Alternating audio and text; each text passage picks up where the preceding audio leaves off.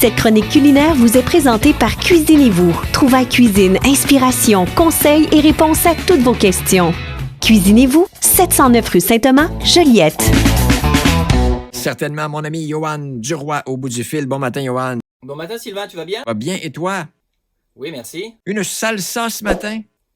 Oui, un peu de fraîcheur dans nos repas. Oui, une salsa facile à faire à la maison, d'inspiration mexicaine.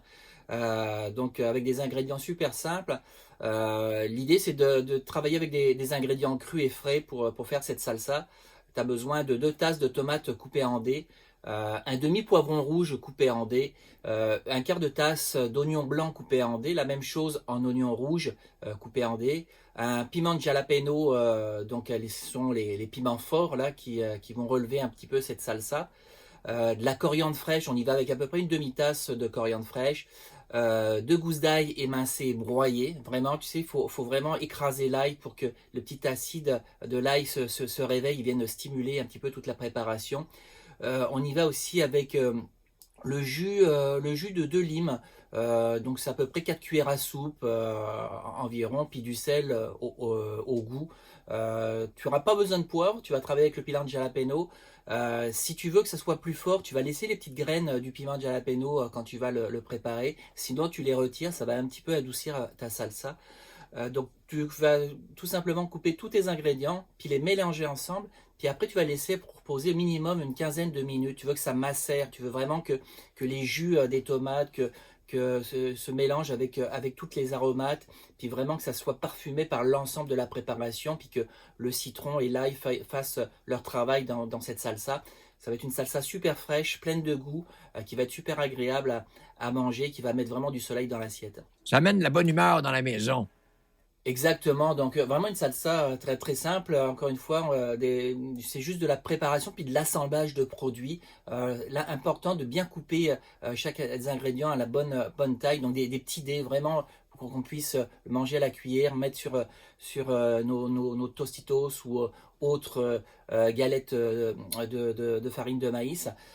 Et puis tu vas pouvoir mélanger ça avec tout ce que tu veux, hein, un petit repas mexicain, du poulet, ça va super bien.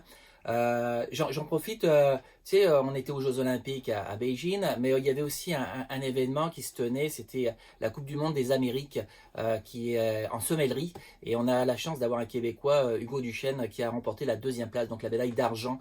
Donc on a aussi un champion qui s'est illustré en sommellerie au Québec. Il avait déjà participé, il a un beau palmarès, Hugo, donc je vais juste souligner ce fait-là.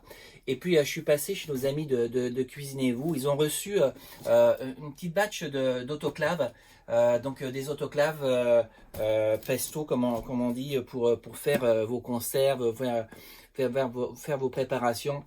C'est 269,95 le prix, là c'est un petit peu augmenté, mais on sait que le prix des matériaux a augmenté, puis ça a une influence sur les différents équipements.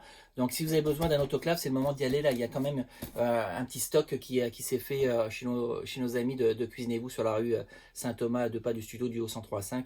Donc je vous invite à aller acheter, si vous avez besoin d'un pesto pour préparer vos préparations, vos conserves et autres préparations, c'est le moment d'y aller. Il y en a quelques-uns, donc allez-y, il n'y a pas de problème. L'équipe de Cuisinez-vous sera là pour vous conseiller. Là où les pros s'approvisionnent.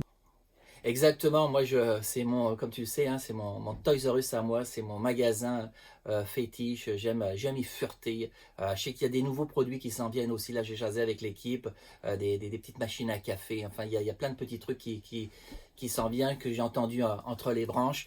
On va aller regarder ça, on va regarder un petit peu le matériel qui s'en vient, puis on va vous en parler au fil des semaines lors de nos chroniques. Je vous invite à aller consulter chacune des recettes sur goûterlequebec.com. Vous avez toutes les recettes que l'on vous présente chaque semaine.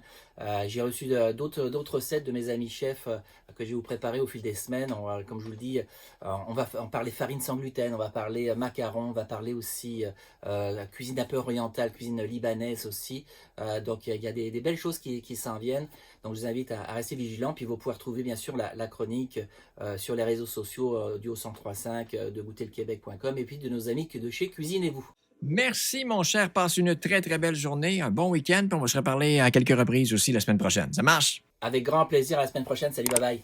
Cette chronique culinaire vous a été présentée par Cuisinez-vous, une magnifique et grande boutique vous offrant plus de 15 000 produits avec toujours le meilleur rapport qualité-prix. Cuisinez-vous à Joliette au 709 rue Saint-Thomas.